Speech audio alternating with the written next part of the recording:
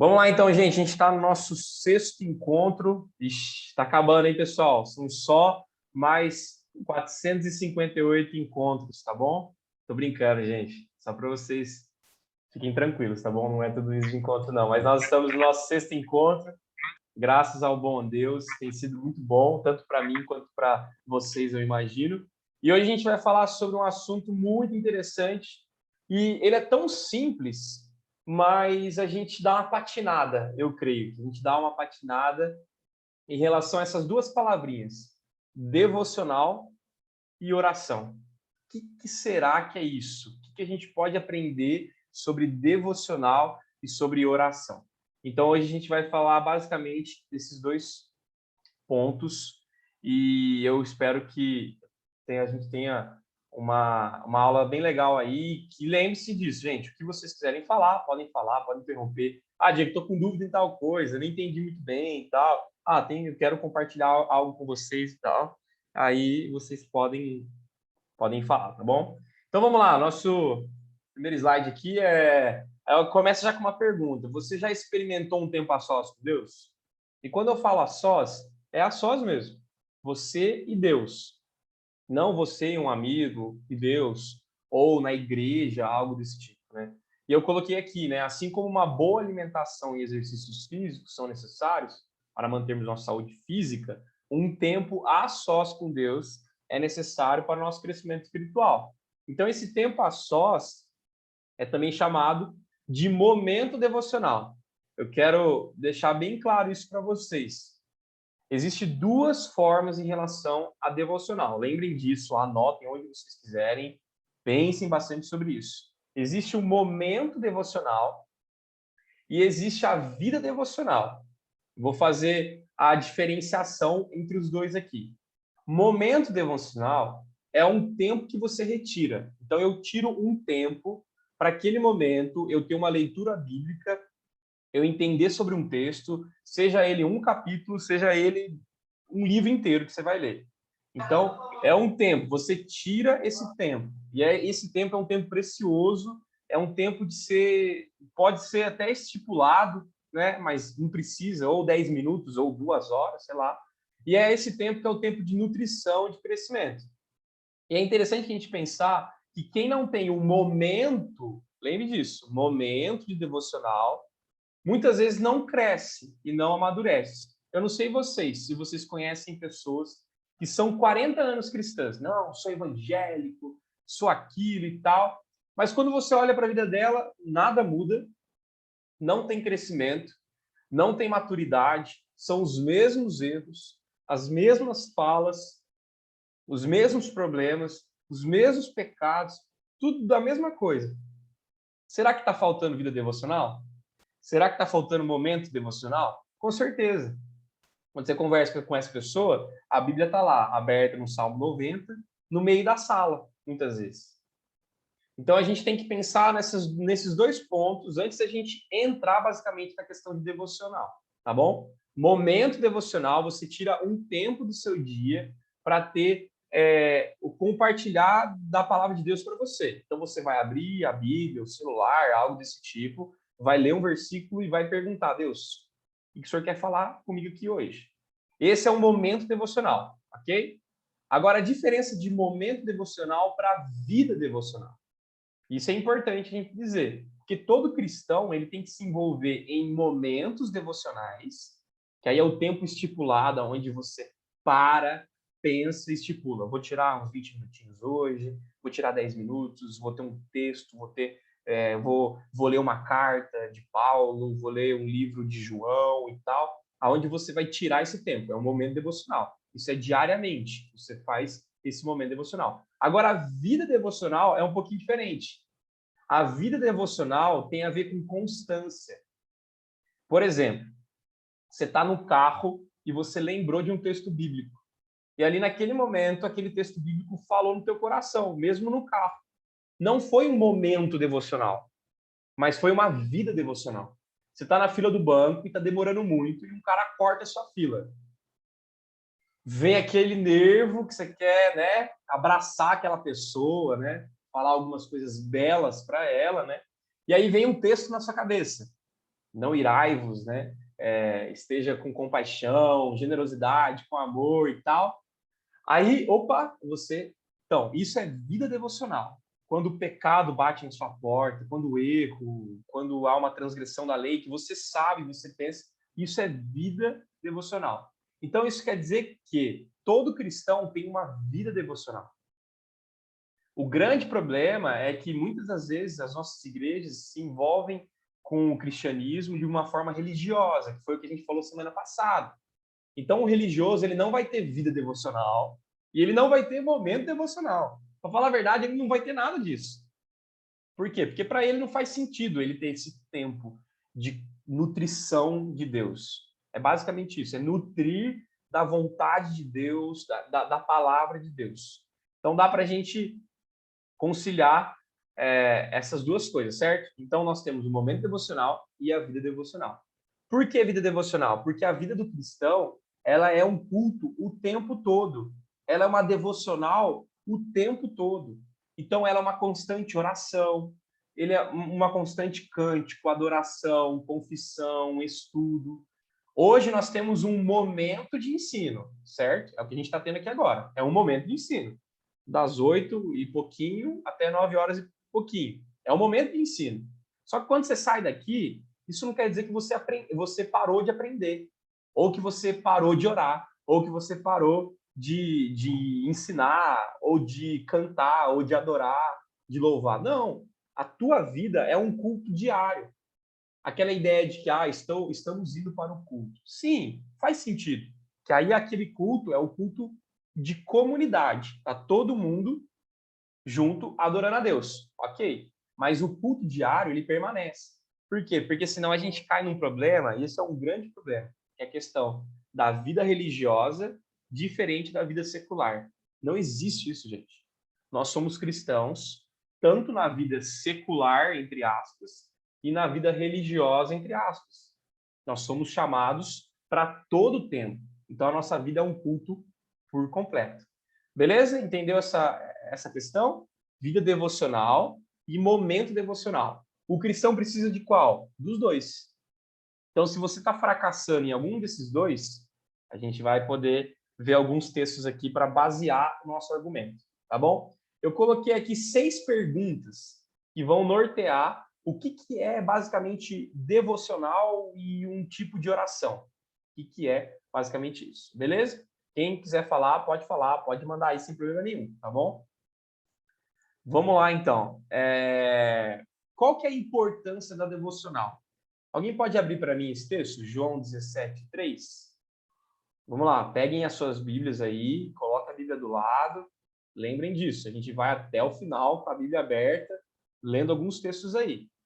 João 17:3. Quem achou pode ler, tá bom?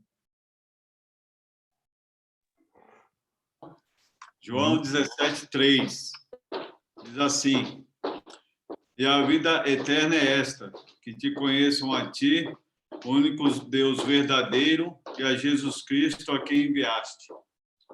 Perfeito. Gente, qual é a importância da vida devocional, então? Qual que é a resposta que a gente pode ter ouvindo esse texto de que a vida eterna é isso, conhecer a Deus, o único Deus verdadeiro, e a Jesus Cristo a quem enviasse? Qual que é a grande importância?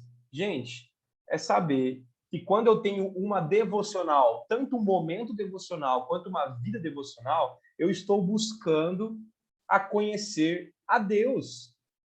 Então, você não faz devocional para se sentir bem. É claro, é consequência. Ler a palavra de Deus, entender um pouco mais de Deus, é consequência. Você vai ficar bem. Quero ficar mais leve. Quero autoestima. É um livro de história, um livro de ciência, um livro de autoestima. Não, não se aproxime da Bíblia dessa forma. Então, qual que é a importância da devocional? Muito. Por quê? Porque a partir de uma devocional, de uma leitura bíblica diária, de uma vida de devocional, você conhece quem? A Deus.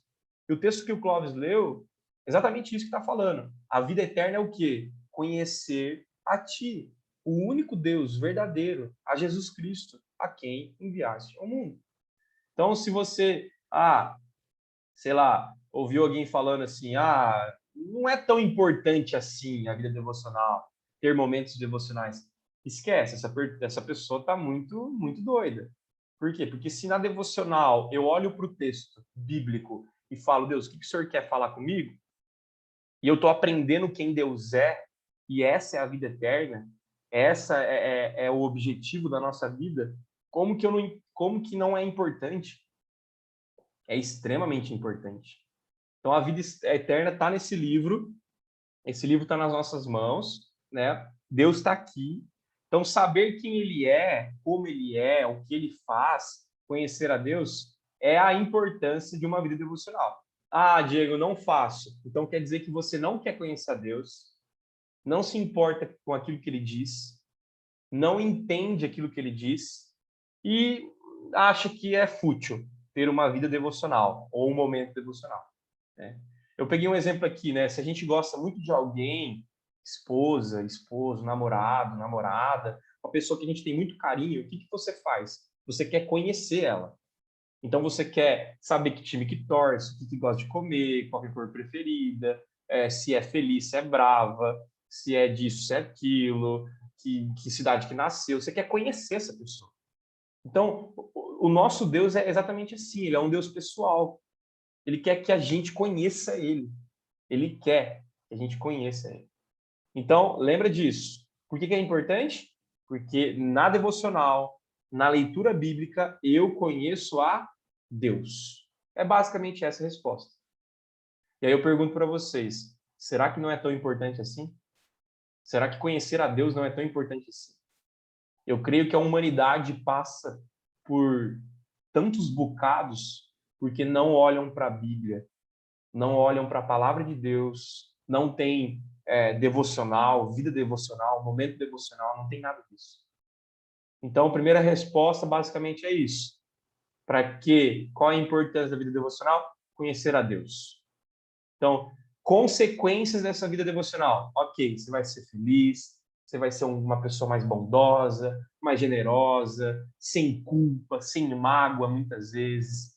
O seu perdão vai ser um perdão que vai abençoar pessoas. Consequência, tá? Isso é consequência. Mas quando eu me aproximo da palavra de Deus, eu estou pensando no quê? Conhecer a Deus. O que Ele é, o que Ele fez, quem Ele enviou e como que Ele muda a minha vida hoje. É basicamente isso, tá bom? Segunda pergunta. Vamos lá. Deus fala conosco como? Isso aqui tem uma polêmica em volta disso aqui, a gente pode falar rapidinho aqui. Alguém abre o texto para mim, Salmo, no primeiro capítulo, versículo 1 e 2. Conhecido esse texto, hein? Quem achou, pode ler. Pode ler? Pode ler. Justo. Pode ler. Bem-aventurado o homem que não anda segundo o conselho dos ímpios, nem se detém no caminho dos pecadores, nem se assenta na roda dos escarnecedores. Antes tem o seu prazer na lei do Senhor, e na sua lei medita de dia e de noite. Obrigado, Sara. Deus fala conosco como? Pela sua palavra. Esse é o ponto. Fora disso, existe alguma possibilidade? Não.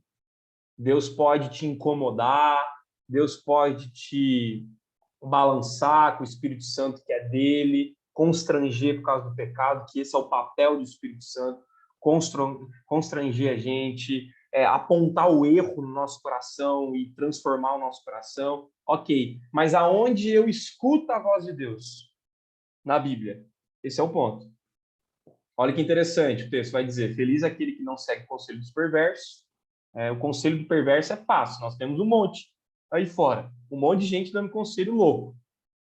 Mas ele não se detém no caminho dos pecadores e nem está junto com essa molecada, com esse povo que é perverso, que maquina o mal, que está totalmente contrário à lei do Senhor. Mas aquele que é feliz, o que ele faz? Tem o prazer na lei do Senhor e nela medita de dia e de noite. Por que ele medita de dia e de noite? Porque é a lei do Senhor, gente. É a palavra dele. Então, se você quer buscar conhecimento, quer saber o que Deus quer para o seu relacionamento conjugal, família, filhos, amigos, emprego, tudo. Deus, a Bíblia não fala exatamente de cada pontinho da humanidade, mas de forma geral, ela consegue englobar tudo. Todos os problemas. Ah, tô com vergonha disso, isso. Na Bíblia vai ter. Ah, tô com problema de pecado em tal área. A Bíblia vai ter. De forma, às vezes, geral, não tão específica. Mas a maioria dos nossos pontos, nós podemos recorrer à Bíblia. Então, Deus fala conosco? Sim. Aonde? Na Bíblia. Tá? Tem que deixar bem claro isso. Tá bom? Aí eu fiquei pensando aqui, né? Será que você consegue imaginar como que anda alguém que não ouve a voz de Deus?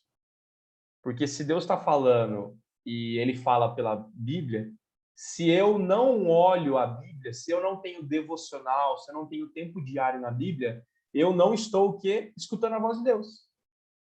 Aí o que que acontece? Vou dar um exemplo para vocês. Qualquer voz de fora, você confunde com a voz de Deus. Que acontece muito em muitas igrejas. Deus me enviou te falar que você tem que largar sua esposa e casar com a esposa do vizinho. Lembra desse vídeo que eu postei aqui do pedreiro? Gente, Deus não vai falar um negócio desse. Não existe. Ele não vai contra a palavra dele. A palavra dele diz que adultério é pecado. Ele não vai contra a palavra dele. Então, uma pessoa que anda sem ouvir a palavra dele, que basicamente é sem ler a palavra dele, o que vai acontecer? Ela vai fazer o que ela quer. Ela não sabe os erros que ela comete. Tem muita gente que não sabe os erros que comete. Por quê? Porque não ouve a palavra dele, não lê a Bíblia. Ai, Diego, eu estou em dúvida se eu continuo mentindo no meu trabalho e tal. Eu não sei o que eu faço. Gente, mentir é pecado. A Bíblia fala sobre isso, em Efésios 4.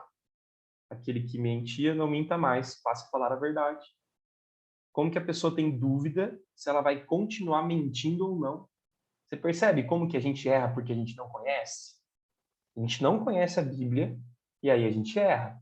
Então, a pessoa que não lê a Bíblia, ela vai fazer o que ela quer, ela não sabe muitas vezes que ela está cometendo um erro, ela planeja sem Deus. Olha que interessante. Ela planeja a vida dela inteira sem Deus, sem colocar Deus, sem pedir ajuda de Deus, auxílio de Deus, sem colocar Deus adiante nos seus planos. A sua vida, basicamente, é um barco que é levado por qualquer vento.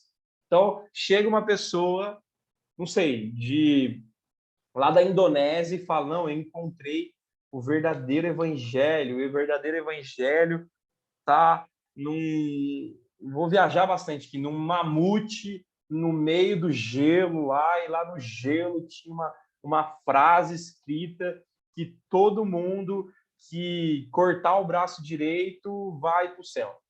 Viajei bastante. Aí a pessoa que não conhece a Bíblia, sabe o que ela fala? Nossa, faz sentido. Gente, que faz sentido?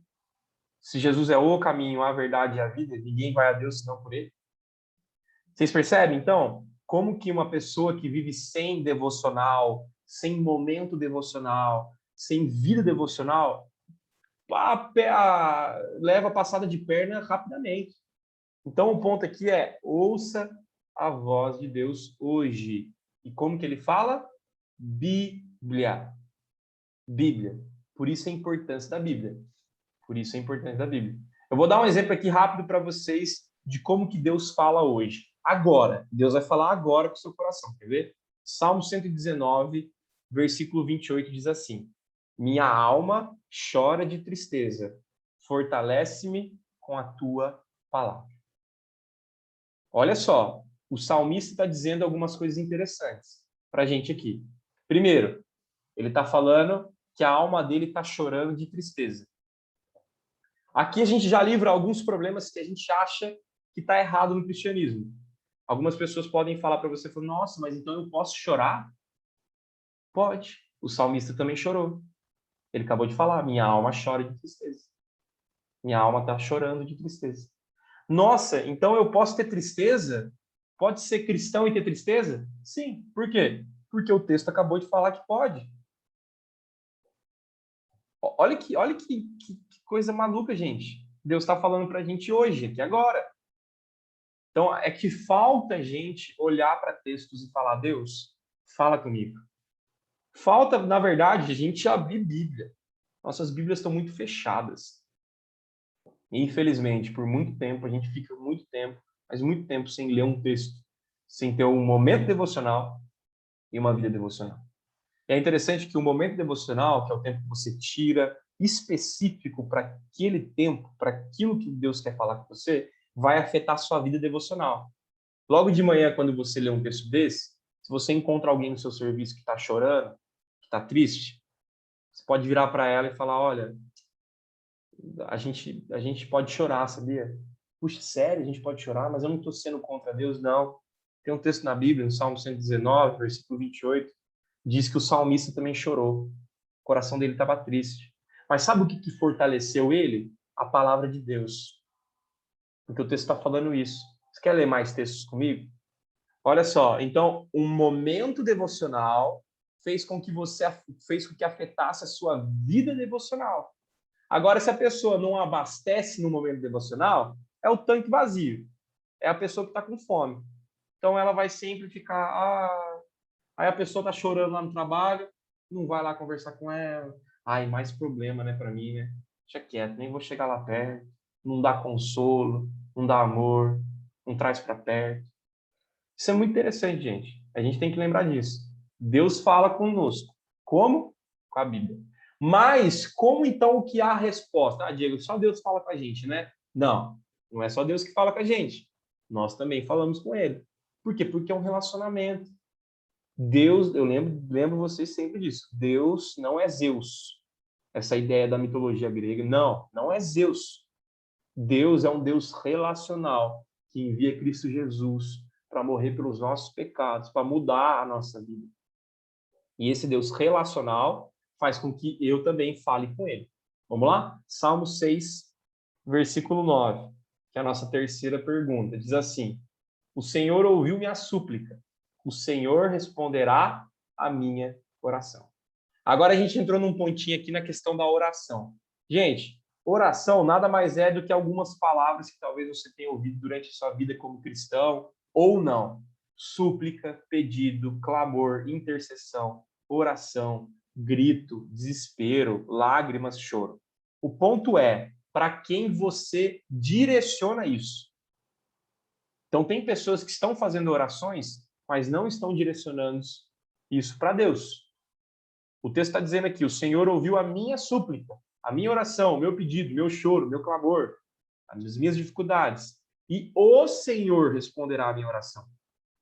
Então, aqui a gente já encerra alguns problemas em relação a quem vai escutar a minha oração. Infelizmente, tem muitas igrejas que têm diversos intercessores, não somente santos, como também pastores. Em algumas igrejas neopentecostais, alguns pastores parece que são intercessores, aqueles que são os intermediários. Então, eu sou tão problemático, eu sou tão pecador que eu preciso de ter um intercessor. Sendo que não existe isso. Por quê? Porque quem ouve minha oração? O Senhor. O texto está dizendo isso. O Senhor ouviu a minha súplica e o Senhor responderá a minha oração. Hoje, o que tem acontecido nas nossas igrejas? Principalmente evangélicas. E a gente tem que apanhar quando a gente escuta isso. Não é o Senhor que está nos ouvindo a nossa súplica, e também não é o Senhor que está respondendo a nossa oração. Muitas vezes acontece o quê? Eu vou lá, eu oro para o meu pastor, já está errado já, né? Porque eu tenho que orar a Deus, mas beleza, oro para o meu pastor, e aí eu recebo a resposta de quem? Do meu pastor também. Olha só, não, Deus mandou eu falar para você em relação àquele problema, ele está falando isso, sabe? Perdeu-se a ideia de que o intercessor é Cristo. Eu oro a Jesus. Por isso que no final é tão importante a gente falar o quê? Em nome de Jesus, amém. Porque não é em nome de mais ninguém. Por quê? Porque é Jesus que morre por nós. É Jesus que morre na cruz. É Jesus que paga o preço. Como que é Jesus que paga o preço e eu oro no nome de outra pessoa? Ah, em nome da Camila, amém. Não foi ela que morreu pelos nossos pecados. Não foi ela que verteu os próprios sangue. Não é ela que é Deus. Entenderam como é tão importante a gente falar sobre isso? A questão da oração, a questão da devocional. Então, assim, o crente que não ora não tem relacionamento profundo com Deus, gente. Eu bato de novo nesse ponto. A oração não muda a gente. Oi, Carlos.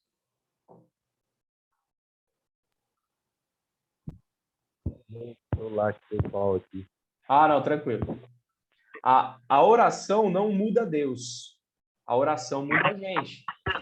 Então, se a minha conexão com Deus tem a ver com oração e leitura bíblica, eu tenho que estar praticando essas duas coisas.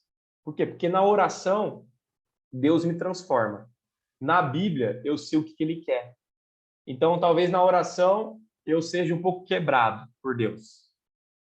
Começo a quebrantar meu coração, começo a falar dos meus problemas, dos meus pecados, dos meus erros, da minha família, do meu emprego, das minhas dificuldades. Começo a falar. Falo. Levanto, falo, e agora, Deus? O que eu faço? Aí é Bíblia. Vocês percebem que oração e leitura bíblica está casadinho? Isso faz com que nasça o quê? A devocional. É simples, gente. Mas é difícil de fazer. Por quê? Porque muitas vezes a gente é preguiçoso, a gente acha que se não for fazer 10 capítulos no dia, a gente não tem nem o que fazer, entendeu? Mais à frente eu vou trazer algumas coisas mais práticas para a gente. Vamos lá, então a gente entendeu que a importância da devocional é porque eu conheço a Deus, Deus fala conosco como? Através da Bíblia, nós falamos com Deus através do quê? Da oração, o tempo de oração é importantíssimo. Quanto tempo que você não fala com o seu Deus? Que você não é transformado. E, quarto, com que frequência que eu devo orar? Esse texto aqui é famoso. Não precisa nem abrir. Todo mundo sabe. Orai sem cessar. Que na versão da NVT, que é a que a gente usa muito aqui, nunca deixem de orar. Na oração, também nós temos os dois pontos da devocional. Se na devocional a gente tem momento de devocional e vida de devocional, na oração também. Na oração a gente tem tempo de oração, momento de oração e vida de oração. Nesse texto específico, ele está falando de vida de oração. Então, eu oro a todo instante, gente. Eu estou indo para o trabalho, eu estou orando, estou conversando com Deus. Na hora do meu almoço, eu tiro um tempo para agradecer a comida, o sustento. À tarde, eu lembro de alguma pessoa que está na UTI por causa de Covid, eu oro por ela. Mais à noite, eu lembro de outra pessoa que precisa conhecer a Jesus e eu oro para que ela conheça Jesus através da minha vida. E depois eu oro aqui, eu converso. É um espírito de oração, orando sem cessar, orando sem parar. Agora eu pergunto, você imagina uma vida sem oração, gente? Tem muita gente aí fora que vive sem ter conversa com Deus, sem ter oração. E é interessante, né? Vamos pegar um exemplo aqui de Jesus. Jesus, ele tinha momentos em que ele ficava com a multidão, fazendo milagre, curando pessoas, mas teve momentos em que Jesus precisava da solidão. E ele se retira para fazer o quê? Orar. Então, Jesus, que era Jesus, retirava um tempo para oração. Quem somos nós para não ter tempo de oração? Para não ter uma vida de oração? Isso é incrível. Então, Jesus parava todo o tempo dele para ter oração, para conversar com Deus, para conversar com o Pai dele. E ele ensina a gente para fazer isso. É interessante que uma das vezes que Jesus vai orar, o que acontece com os discípulos? Eles, dormem. Não tem tempo de oração. Então, o momento que é para orar, os discípulos estão dormindo. E o momento que é para dormir, os discípulos estão desesperados. Que é no barco, quando acontece a tempestade, Jesus está dormindo. Jesus está no barco e está dormindo, no meio da tempestade. Olha que interessante, né? Tanto os discípulos quanto a gente, nós invertemos muitas vezes. Nós fracassamos, nós erramos. Por quê? Porque a gente não tem um tempo de oração precioso, de olhar para Deus e falar, Deus, fala comigo, conversa comigo através da tua palavra, troca meu coração, muda minha vida. Então, a gente precisa lembrar bastante disso. Qual que é a frequência? Sempre. Sempre. Mas lembre-se de ter um momento de oração. 10 minutos antes de eu levantar da cama, eu vou orar. Deus, toca minha vida, toca meu esposo, muda minha mente, me ajuda nesse dia, vai ser difícil, eu vou trabalhar até 8 horas da noite, vou estar cansado, me ajuda, Senhor. Então, ter esse tempo de oração, momento de oração. Depois, durante o dia, vida de oração, vai orando. Se eu chegou perto de você com dificuldade, posso orar por você? ora por ela. Tenha um tempo de oração com ela. Quinto e quase último pedacinho aqui em relação à oração. Como que eu não devo orar? Tá? Agora a gente está chegando em duas posições para a gente encerrar a questão da oração. Como que eu não devo orar? Está lá nesses dois textos. Alguém abre em Mateus 6, 5, 7 e depois alguém abre em Tiago 4, 3. Vamos lá. Quem puder aí ler o Mateus 6, versículo 5, depois do versículo 7, pode ler já. Eu vou ler. Tá bom. E quando orardes, não sereis como os hipócritas, porque gostam de orar em pé nas sinagogas e nos cantos das praças para serem vistos dos homens. Em verdade vos digo que eles já receberam a recompensa. Versículo 7. E orando não useis de vãs repetições como gentios, porque presumem que pelo seu muito falar serão ouvidos. Olha que legal, gente. Como não orar? Basicamente, não ore como religioso. Não ore como orgulhoso. Não ore como um intuito de ser visto. Ah, meus pais estão chegando, eu vou ficar de joelho aqui na cama só para eles verem que eu estou orando. Não, gente, não é isso. Olha o que o texto está dizendo. Quando vocês forem orar, não sejam como os hipócritas. Vocês sabiam que os fariseus, naquela época, que eram os mestres da lei, quando Jesus batia, ele batia muito nesses caras aí, eles tocavam um sino na hora que ia dar esmola, para todo mundo ver. Olha que doideira. Eles tocavam um sino.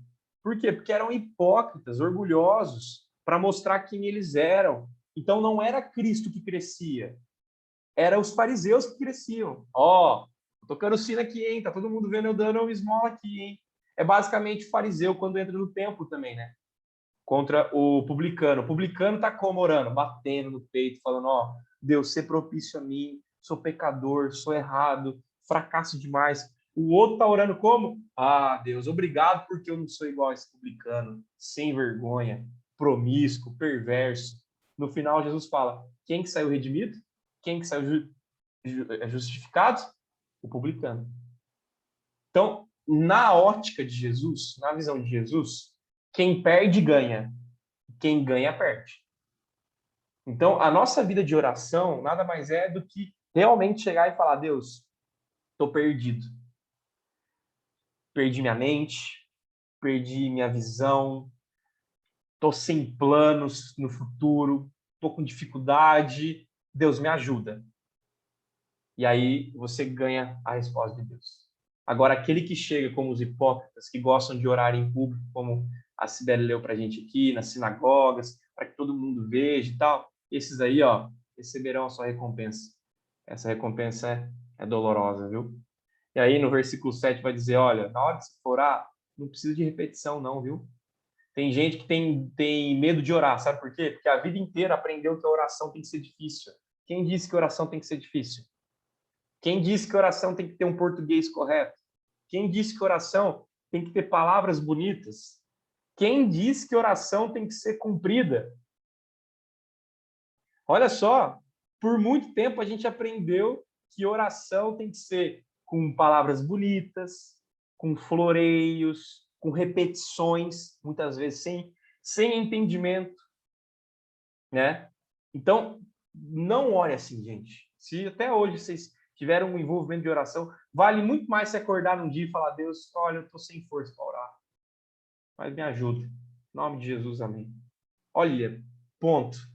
Sua oração foi a oração do publicano, daquele que estava com dificuldade. E lá naquele texto é engraçado, né? A frase, a oração do fariseu, do doutor da lei, é enorme, é grande. Ele fala, obrigado, porque eu dou dízimo 2 vezes, eu dou aquilo, eu faço aquilo, não sou igual a esse publicano. Começa a falar um monte de coisa. Agora o publicano, que é o pecador, que é o desesperado, ele vira, ó, Deus, tem misericórdia de mim. Eu não sou digno nem de olhar para o Senhor. Ele fica batendo no peito. É essa oração que Deus quer da gente. É esse serviço que Deus quer da gente. Tem outro texto, Tiago 4:3. Eu vou ler aqui. Diz assim, e quando pedem, não recebem, pois seus motivos são errados. Pedem apenas o que lhes dará prazer. Gente, tem muita gente que se envolve em oração, que é uma oração que eu falei, acho que não sei se foi semana passada, algum dia desses aí, que é a oração revistinha de Avon, né? Que aí é o quê? Você pega a revistinha de Avon, faz o seu pedido e acabou, encerrou, né? E aí você nunca mais abre o Avon, porque chegou já o seu perfuminho. Então, você só se envolve em oração por causa de pedido. Não tem relacionamento, não tem vida com Deus. Não tem você chegar para ele e falar, Deus, estou com dificuldade, ajuda aí, estou precisando de agora. Mas não, é só pedido. E é o que Tiago fala. Ó, vocês não recebem, sabe por quê? Porque vocês pedem mal. Vocês pedem só o que dá prazer para vocês.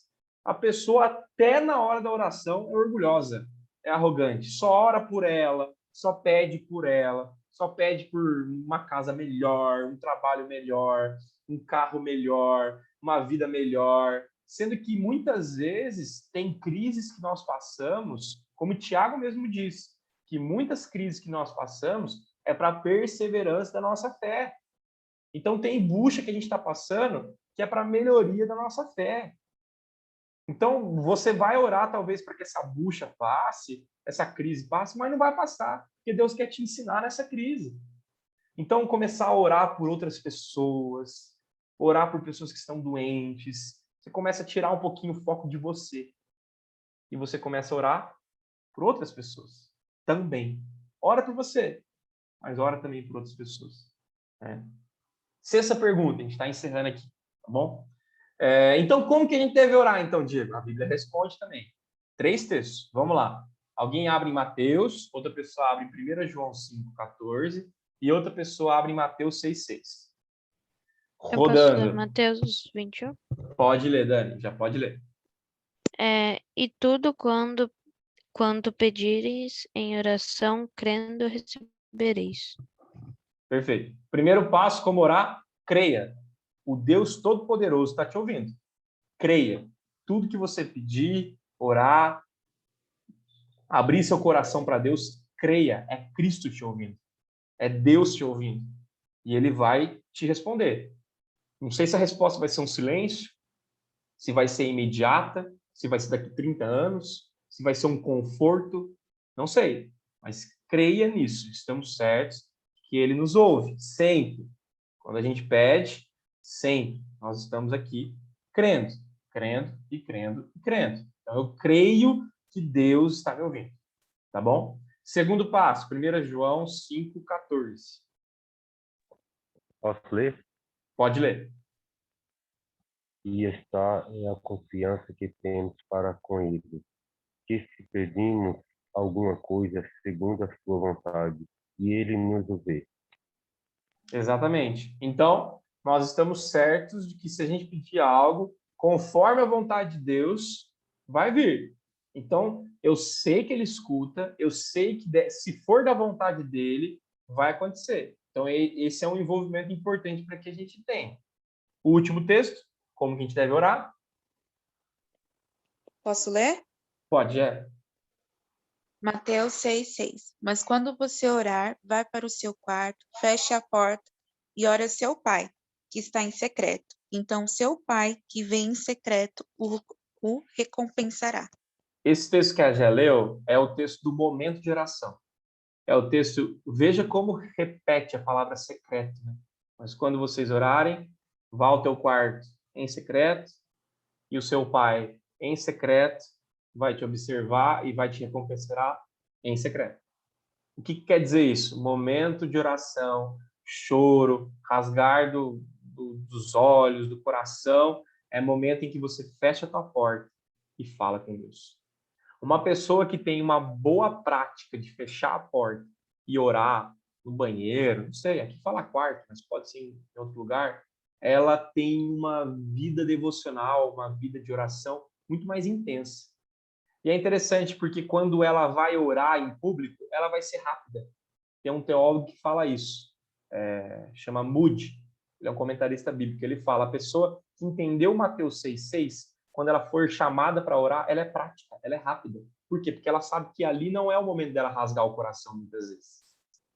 O momento dela rasgar o coração, de falar dos problemas pessoais, do marido, da esposa, do pai, não é lá na frente com todo mundo. É aonde? no quarto. Mas quando orarem, então, cada um vai para o seu quarto, fecha a tua porta, ora, conversa com teu pai, que em secreto ele vai te ouvir, ele vai te recompensar. Então, gente, esse momento de oração tem tudo a ver com intimidade. Como que você deve orar? Em secreto, na humildade, sem repetições, sabe? Sem orgulho, sem arrogância. Todos esses passos apontam para uma vida devocional e uma vida bíblica equilibrada em Cristo. Então, aqui a gente conseguiu bater nos dois pontos. O que é devocional? Nada mais é que um tempo em que você tem com Deus, que é um momento, e uma vida que você vive com Deus. Então, você traz Deus para perto. Não que ele não esteja, né? Porque ele está em todo lugar. Mas eu tinha um professor de seminário que ele falava assim, quando ele acordava, ele virava e falava assim: bom dia, Jesus, como que vai ser o nosso dia hoje? Quem que eu vou abençoar por você? Quem que eu vou amar por você? Para quem eu vou falar sobre você? É basicamente isso. Ele é pessoal, ele está aqui com a gente, ele está nos ouvindo. Então, bom dia, Jesus. E aí? Como que vai ser o nosso dia? Essa vida devocional junto com oração. Aí eu trouxe um slide aqui para a gente encerrar rapidinho. Ai, opa, voltou. Com exemplo, porque assim, vida devocional e oração não é regrinha de bolo. Não quer dizer que você precisa fazer desse jeito. Mas eu trouxe um modelo, uma opção que muitos comentaristas, muitos homens de Deus geralmente se encontram com Deus em oração desta forma, tá? Não pega como uma regra. Não é isso, gente, tá? Não vai ter prova disso, pelo amor de Deus, gente. O Diego vai pedir para mim. Não, nada. É só uma possibilidade de como que às vezes a gente se envolve com oração. Diego, eu nunca orei. Como que eu posso orar? Então, aqui tem uma possibilidade de um caminhar. Vou tentar passar rapidinho. A gente está chegando nas 9 horas que nós. Mas é basicamente isso. Como que ele inicia? Como que você pode iniciar uma oração? Salmo 145, versículo de 1 a 3 diz assim: eu te exaltarei, meu Deus e Rei. Louvarei teu nome para todo sempre. Todos os dias te louvarei. Sim, louvarei teu nome para sempre. Grande é o Senhor. Ele é digno de louvor. É impossível medir sua grandeza. Gente, começar a oração com adoração é top demais. É você chegar e falar, basicamente, Deus, o Senhor é e eu não sou. Então, é interessante a gente começar, até a ordem do nosso culto é muito parecida com isso. Nós começamos os cultos nossos como, Deus, o Senhor é grande, o Senhor é maravilhoso, o Senhor é bondoso, eu te louvarei todos os dias, eu louvarei teu nome para sempre, o Senhor é digno, o Senhor é grande, a gente não tem como medir a sua grandeza. Deus, louvado seja o Senhor. Adoração mesmo, isso é adoração. É de você olhar para Deus e falar aquilo que Ele é. Então, você pode iniciar a sua vida de oração assim. Deus, obrigado porque o Senhor é grande, é poderoso, é digno, é paciente, é generoso, e começa a adorar, começa a louvar. É bem isso mesmo. Esse tempo de oração pode ser que seu primeiro passo pode ser assim. Lembre-se, não é regra, não é receitinho de bolo. Pode ser que no final você fala isso de novo, no meio, e assim você vai orando, você vai tendo uma vida devocional dessa forma. Segunda coisa, depois que eu viro e falo, Deus, o Senhor é, eu viro para mim e falo, Deus, olha o que eu sou. E aí nós entramos na confissão. E aí esse salmo é o salmo da confissão de Davi, né? Que é o Salmo 51, que ele diz assim: tem misericórdia de mim, ó Deus, por causa do teu amor, por causa da tua grande compaixão, apaga as manchas da minha rebeldia, lava-me de toda a minha culpa, purifica-me do pecado, pois reconheço minha rebeldia, meu pecado me persegue todo o tempo. Olha que interessante, Davi, ele tem essa ideia da adoração, ele fala, ó Deus, me perdoa, sabe por quê? Por causa do seu grande amor, porque o Senhor é. Então me perdoa não por causa de mim, mas me perdoa por causa do Senhor, por causa da sua compaixão. Tem misericórdia de mim. Então a confissão de pecado, e é detalhar realmente às vezes o pecado. A gente ora e fala, Deus, perdoa os nossos pecados, em nome de Jesus, amém. Virou repetição, virou, sabe, momento em que você não lembra nada. Mas é realmente derramar o coração, falar, Deus, olha, eu pequei, eu olhei para tal pessoa, eu feri tal pessoa com as palavras, eu magoei, eu menti, sabe? E aí você detalhando isso, olha o jeito que eu sou, Deus. Olha o sem vergonha que eu sou. Me ajuda, Senhor. E confessa. Após essa confissão, você é grato. Por quê? Porque lembra, um Deus totalmente grande, poderoso, está ouvindo a gente. Deus, a gente está confessando, e olha que a gente é ruim demais, e esse Deus todo-poderoso nos escuta. Então é gratidão, né? Colossenses 4:2 diz assim: dediquem-se à oração com a mente alerta e o coração agradecido. Grato por quê? Por causa de perdão. Grato porque Deus, ele é grande. Grato porque esse Deus totalmente grande nos salvou. Ele sendo grande, ele se fez pequeno enviando Cristo como homem, morrendo por nós. Grato pelo aquilo que ele fez. Grato porque eu mesmo sendo o trapo que sou, ele se inclina. Quantos salmos que falam isso, gente? Deus se inclina para ouvir a súplica do justo, dos que estão passando problemas. Isso é maravilhoso de saber. Deus inclinando os outros. E por fim, os 2 pontos, muitas vezes. É o momento de pedir. Aí você pede. Aí você tem uma súplica. Tem esse Salmo 61 que diz assim, né? Ó Deus, ouve meu clamor. Escuta minha oração. Então tem súplica. Diego, eu não posso pedir mais para Deus? Claro que pode. A maioria dos salmistas pediu por livramento, por saúde, por problemas de pecado. Pode pedir sim. Deus, peço pela minha família, pela conversão da minha família. Peço pela minha igreja, peço pelo meu vizinho, peço, e pode pedir, não tem problema nenhum.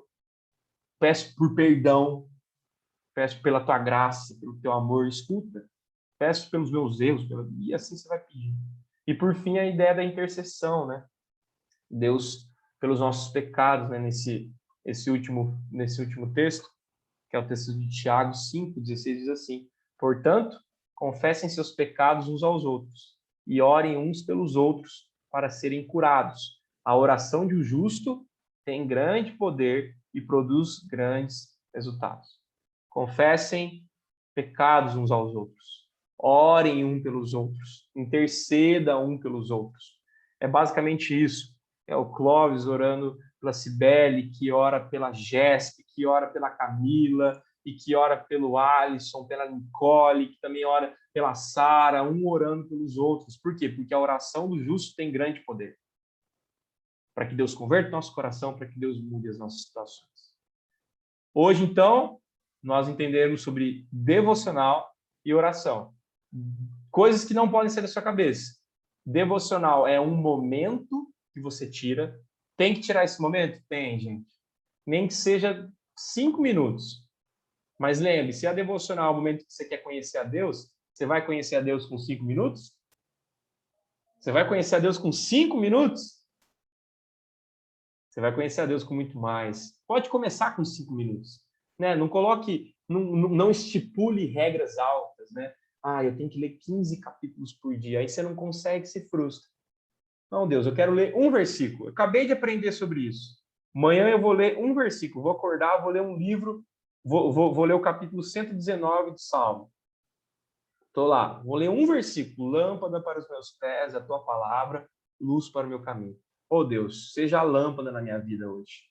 Luz para o meu caminho. Preciso do Senhor. Em nome de Jesus, amém. Você teve um momento devocional.